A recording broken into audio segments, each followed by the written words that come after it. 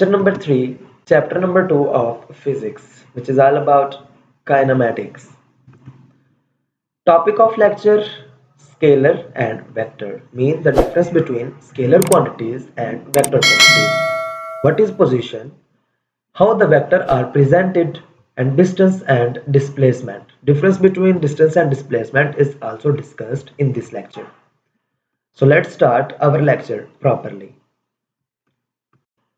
Scalar and vector. What is scalar? A scalar quantity is described completely by its magnitude only. एक जो scalar quantity होती है वो सिर्फ और सिर्फ अपने मैग्नीट्यूड की वजह से डिस्क्राइब की जाती है. The question is this, that what is magnitude? What is magnitude भाई? The magnitude of a quantity means its numerical value. उसकी कोई numerical value, numericals के मुराद हमारे पास कोई भी हमारे पास काउंटिंग की फिगर जितनी भी होती है वो सब हमारे पास कौन सी होती है? न्यूमेरिकल वैल्यूज होती हैं. अब for example 2.5 kg, 10 metre etcetera. अब 2.5 जो हमारे पास है ये हमारे पास क्या एक न्यूमेरिकल वैल्यू है, 10 हमारे पास क्या है एक न्यूमेरिकल वैल्यू है. तो जितनी भी हमारे पास न्यूमेरिकल वैल्यूज होती हैं इन्हें हम क्या कहते हैं? इसका न्यूमेरिकल वैल्यूज होती हैं इन्हें हम क्या कह रहे होते हैं? मैग्नीट्यूड कह रहे होते हैं. तो स्केलर क्वांटिटीज वो क्वांटिटीज होती हैं जो कंप्लीटली डिस्क्राइब की जाए सिर्फ और सिर्फ अपनी मैग्नीट्यूड की वजह से. ठीक है, उनको डिस्क्राइब करने के लिए किसी और चीज की हमें जरूरत ना पड़े. मिसाल के तौर पे देखें, लेंथ, मास और टाइम. ठीक है, अब लेंथ हमारे पास फॉर एग्जांपल ऊपर मैंने एग्जांपल दिया 10 मीटर. अब 10 metre is a length. It's a simple कि 10 मीटर हमारे पास क्या है जी? लेंथ है. सेम लाइक दैट हमारे पास मास 2.5 kg, 2.5 किलो हमारे पास एक मास है. अब ये तो नहीं है ना कि 2.5 किलो हमारे पास मास है किसके? शुमाल की जानिब या जनूब की जानिब. इट मींस इसमें हमें डायरेक्शन की कोई जरूरत नहीं होती. इसमें सिर्फ और सिर्फ हमें किसकी जरूरत होती है? सिर्फ एक मैग्नीट्यूड की जरूरत होती है कि कितने किलो चीनी है और कितने किलो आटा है. ठीक है, अब किलो के फॉर एग्जांपल 2-3 किलो हो ही ना, फॉर एग्जांपल 2 भी ना हो, 3 भी ना हो, 4 भी ना हो, तो सिर्फ किलो किलो तो हम नहीं ना कह सकते. Same like that, these quantities require only magnitude to describe themselves. Okay. Next, move towards vectors. That what are vectors? A vector quantity is described completely by its magnitude and direction. Dear students, एक vector जो होता है इसके लिए हमें दो चीजें जरूरी होती हैं. नंबर फर्स्ट वो उसका मैग्नीट्यूड, मतलब कि कोई न्यूमेरिकल वैल्यू. नंबर सेकंड हमारे पास उसकी डायरेक्शन. हमें ये भी पता होना चाहिए कि कौन सी डायरेक्शन के अंदर ये चीज अप्लाई हो रही है. For example velocity, displacement, force etcetera. अब फॉर एग्जाम्पल फोर्स की हम मिसाल ले ले तो 5 न्यूटन फोर्स अगर एक लड़का दूसरे लड़के के ऊपर अप्लाई करता है, वो किस जानिब के अंदर जाके गिरेगा ये डायरेक्शन भी हमें उसकी पता होनी चाहिए. और वो गिरता नहीं है, इतनी ज्यादा 5 न्यूटन से गिरता नहीं है वो, लेकिन उसकी कुछ ना कुछ जगह के अंदर चेंजिंग तो आती है. ठीक है, अब उसकी जगह कौन सी डायरेक्शन के अंदर चेंजिंग आई है, अब वो डायरेक्शन भी हमें जरूरी है इसको अंडरस्टूड करने के लिए, इसको बताने के लिए. सो वेक्टर्स क्वांटिटीज जितनी भी क्वांटिटीज होती हैं इन सब के लिए हमें दो चीजें मस्ट होती हैं.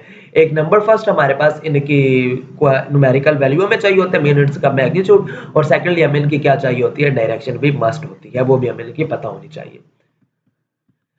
Next, move the difference between scalars and vectors. The very important short question from the paper point of view.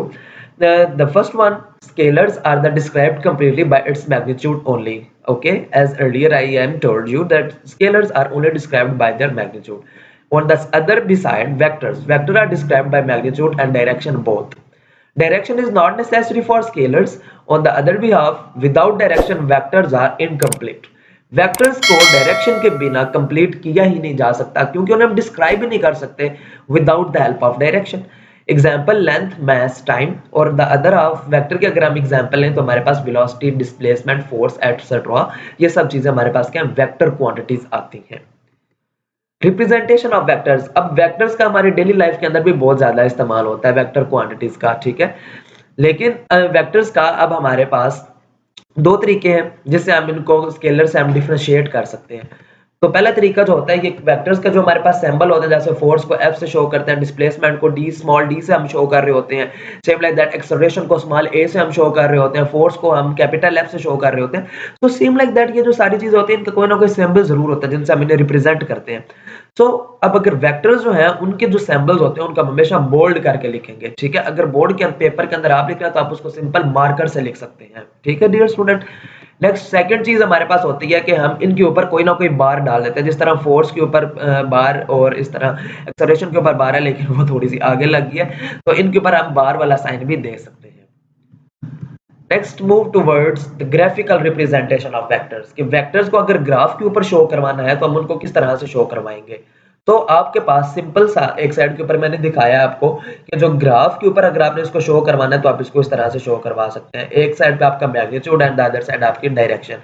Graphically it can represent by a line segment, एक लाइन सेगमेंट से हम इसे शो करते हैं with an arrow head, एक arrow head के साथ। ये हमारे पास वेक्टर की हमारे पास क्या रिप्रेजेंटेशन है, graphical. Next very important question that what is position.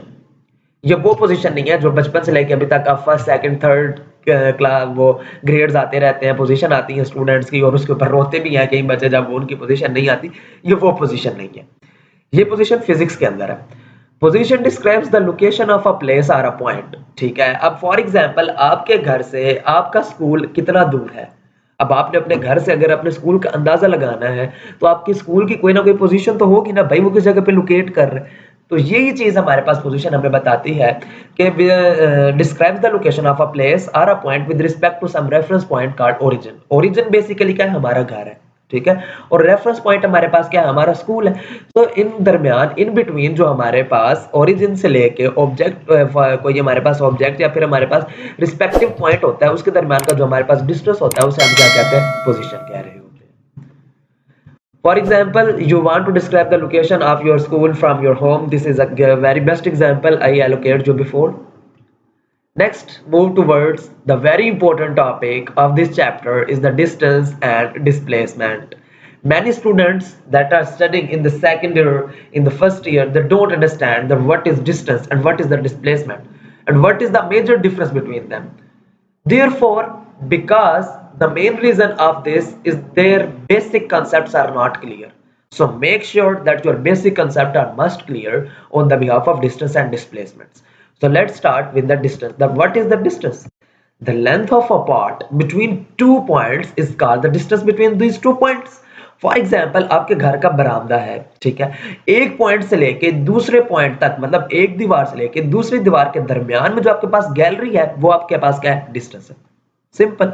For example आपके रूम से लेकर आपके मेन गेट के दरमियान का जो फासला है वो क्या है, डिस्टेंस है। ऑलराइट डियर स्टूडेंट, दो हमारे पास जो पॉइंट्स होते हैं उनके दरमियान का जितना भी लेंथ होती है ना, उसे हम क्या कहते हैं, डिस्टेंस कह रहे होते हैं। Next moves towards displacement. That what is displacement? The shortest distance between 2 points is called displacement. Shortest path. अब हमारे पास 2 पाथ हैं लेकिन उनके दरमियान कोई पतली सी गली है, जिसे हम पतली गली कहते हैं, मतलब कोई छोटा रास्ता, चोर रास्ता जिसे आप कह लें, उसे हम क्या कहते हैं, डिस्प्लेसमेंट कहते हैं। फॉर एग्जाम्पल मैंने आपके सामने एक ग्राफ आपको दिखाया कि मैंने आपकी एग्जाम्पल आपको दिखाई है, पॉइंट ए से लेके पॉइंट बी तक एक डिस्टेंस मूव करता है। डिस्टेंस वाली आप लाइन देख सकते हैं बहुत बड़ी है, ठीक है। लेकिन अगर वो डिस्प्लेसमेंट हम तय करें तो डिस्प्लेसमेंट हमारे पास हमेशा से क्या होता है, शॉर्टेस्ट पाथ होता है। तो ए से बी के दरमियान हम क्या कर देंगे, डायरेक्ट एक लाइन खींच देंगे, तो वो हमारे पास क्या होती है, डिस्प्लेसमेंट। मेरा एक आपसे क्वेश्चन है, कमेंट सेक्शन के अंदर इसका जवाब जरूर दीजिएगा। क्या डिस्प्लेसमेंट, किसी भी बॉडी का डिस्प्लेसमेंट एक से ज्यादा हो सकता है? क्योंकि अभी यहाँ पे आप देखें तो आपको एक इसका डिस्प्लेसमेंट नजर आ रहा है। तो ये आपसे क्वेश्चन है कि किसी बॉडी का क्या डिस्प्लेसमेंट एक से ज्यादा भी हो सकता है या नहीं हो सकता? अगर हो सकता है तो उसका मुझे जरूर उसके साथ उसकी रीजन भी बतानी है, और अगर नहीं हो सकता तो अभी उसकी रीजन जरूर बतानी है। Let's see the difference between distance and displacement. Distance and displacement के दरमियान जो हमारे पास मेजर डिफरेंस है, डिस्टेंस पहले नंबर पे, the length of the path between 2 points are called distance and the shortest distance between 2 points is called displacement. Okay, distance is a scalar quantity, alright, but displacement is a vector quantity. This is the main difference. Distance एक scalar quantity है भाई, इसके साथ हमें इस चीज की कतई जरूरत नहीं होती कि इसकी हमारे पास डायरेक्शन किस जानिब है, लेकिन डिस्प्लेसमेंट के अंदर हमें इस चीज की जरूरत होती है। ऑलराइट, इट्स सिंबल, अगर असेंबल की बात की जाए डिस्टेंस की, तो वो स्मॉल डी से या फिर एस से भी हम इसको रिप्रेजेंट कर रहे होते हैं, लेकिन डिस्प्लेसमेंट को हम डी से ही शो करते हैं, और वो डी बोल्ड फॉर्म के अंदर मैंने लिखा है because it is a vector quantity. एक क्वेश्चन आपके लिए, इसका मुझे जरूर कमेंट सेक्शन के अंदर आंसर बताएगा। Does distance and displacement of a body is same? क्या कभी किसी बॉडी का डिस्टेंस और उसका डिस्प्लेसमेंट सेम हो सकता है? अगर हो सकता है तो उसकी भी रीज़न बतानी है, अगर नहीं हो सकता तो उसकी भी रीज़न बतानी है।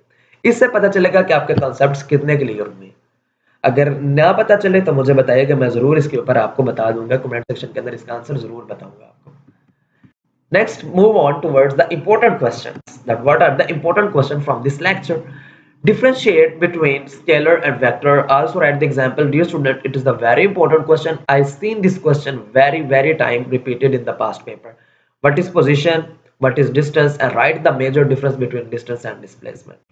Dear students, thank you so much. I'm sure that you like my video. If you like it, so share with your friends and subscribe my channel for the more interesting concepts for you. Thank you so much.